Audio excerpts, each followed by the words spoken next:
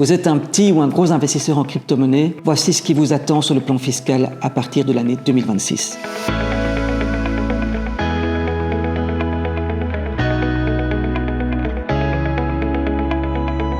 Donc il y a 3 possibilités. Première possibilité, vous investissez des montants relativement faibles, vous faites un montant relativement limité de transactions, vous ne prenez pas de risque. Dans ces cas-là, vos gains sont défiscalisés, pas d'impôts à payer. Autre possibilité, vous êtes un investisseur plus spéculatif, vous prenez des risques, vous contractez un emprunt pour investir dans des crypto-monnaies, vous investissez un montant considérable de votre patrimoine dans les crypto-monnaies, un nombre élevé de transactions. Dans ces cas-là, les gains pourraient être taxés dans la catégorie fourre-tout des revenus divers, au taux de 33%. Puis dernière possibilité, qui est beaucoup plus rare, vous êtes un investisseur professionnel. Vous vous équipez d'un logiciel, vous avez une expertise ou une formation dans le secteur des crypto-monnaies ou de l'IT et vous prenez des risques, vous faites un montant élevé de transactions. Là, vos gains pourraient être taxés au taux progressif et le taux marginal est de 50% en Belgique. Les choses vont changer dans un avenir proche. Pourquoi ? Parce que le gouvernement Arizona a décidé de taxer les plus-values sur les actifs financiers, dont les cryptos. Donc ça veut dire qu'à partir de 2026, si vous faites des gains sur des crypto-actifs comme les NFT, les stablecoins, les crypto-monnaies, eh bien vos gains seront taxés automatiquement à 10%.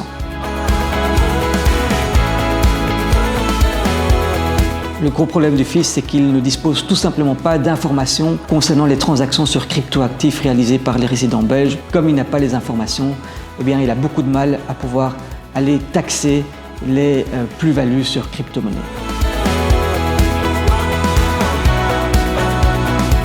Les investisseurs en crypto-monnaies doivent bien garder à l'esprit que dans certains cas, le fisc peut obtenir des informations précieuses en provenance des banques.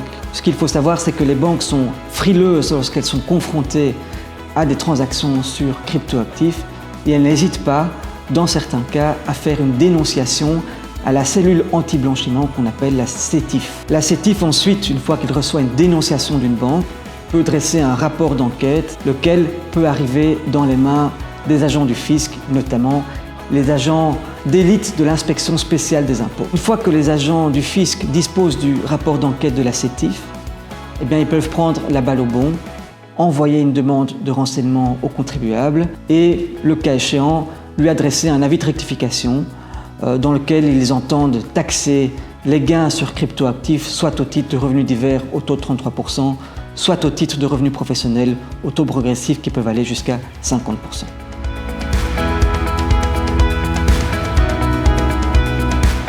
On évolue vers une transparence fiscale de plus en plus absolue et la numérisation de la société n'y échappe pas. Alors, 2 choses à bien garder à l'esprit.